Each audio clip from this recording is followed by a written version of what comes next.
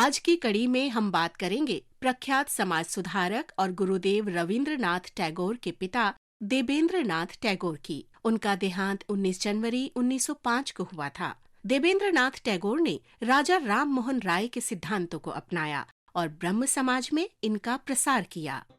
देवेंद्र नाथ का जन्म 15 मई 1817 को कलकत्ता के एक संयुक्त परिवार में हुआ था। उनके पिता द्वारकानाथ ठाकुर उद्योगपति थे। देवेंद्र नाथ को युवावस्था में ही दूसरों से अलग रहने की भावना विकसित हो गई थी और 30 वर्ष का होने तक वे आध्यात्मिक सत्य की खोज में अधिक समय व्यतीत करने लगे थे। बाद में तो जैसे वे उसी पथ के राही बन गए। देवेंद्र नाथ ने तत्व बोधिनी सभा की स्थापना की, जो दार्शनिक जिज्ञासा के माध्यम से आदि धर्म और उपनिषदों की शिक्षा को प्रोत्साहन देती थी। इसके लिए देवेंद्र नाथ ने तत्व बोधिनी पत्रिका भी आरंभ की। उस पत्रिका में ब्रह्म धर्म के औचित्य पर लेख होते थे। उसमें आस्तिकतावाद के साथ साथ महिला शिक्षा, विधवा विवाह का भी प्रचार प्रसार किया जाता था। पत्रिका में बहुविवाह प्रथा की निंदा भी की जाती थी। 21 दिसंबर 1843 से देवेंद्र नाथ ने समाज को आध्यात्मिक समुदाय में बदल दिया, जो प्रार्थना के लिए नियमित रूप से एकत्र होता था। देवेंद्र नाथ ने 1848 में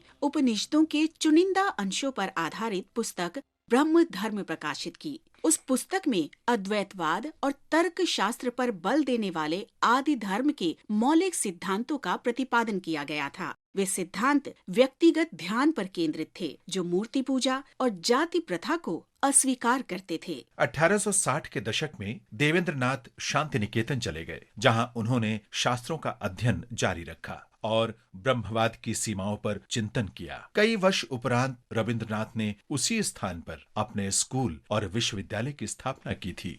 अंतिम समय तक देवेंद्र नाथ भारतीय समाज की बेहतरी के लिए कार्य करते रहे। इस महान भारतीय की स्मृति को शत शत नमन।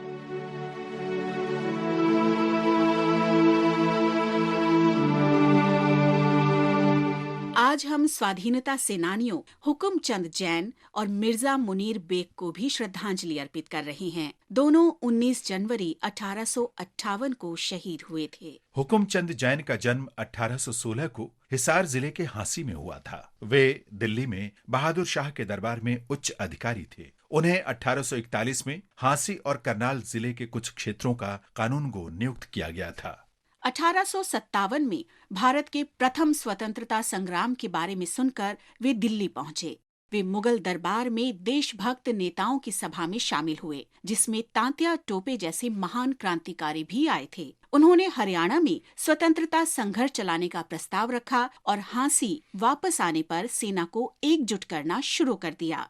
उन्होंने अपनी छोटी सी सेना के साथ ब्रिटिश संचार प्रणाली पर धावा बोला और साधारण हथियारों से लैस अपने सैनिकों के माध्यम से ही अंग्रेजों को जबरदस्त नुकसान पहुंचाया। उन्होंने अपने साथी मिर्जा मुनीर बेग के सहयोग से मुगल शासक को पत्र लिखा और उनसे सेना भेजने का आग्रह किया, लेकिन इस बीच दिल्ली पर ब्रिटिश सेना का कब्जा हो गया और मुगल रिकॉर्ड में उनके तथा मिर्जा मुनीर बेग के हस्ताक्षर वाला पत्र अंग्रेजों के हाथ लग गया।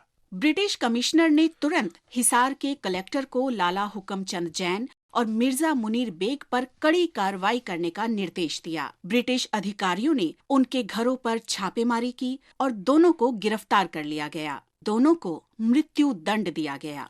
दोनों शहीदों को आकाशवाणी का शत शत नमन।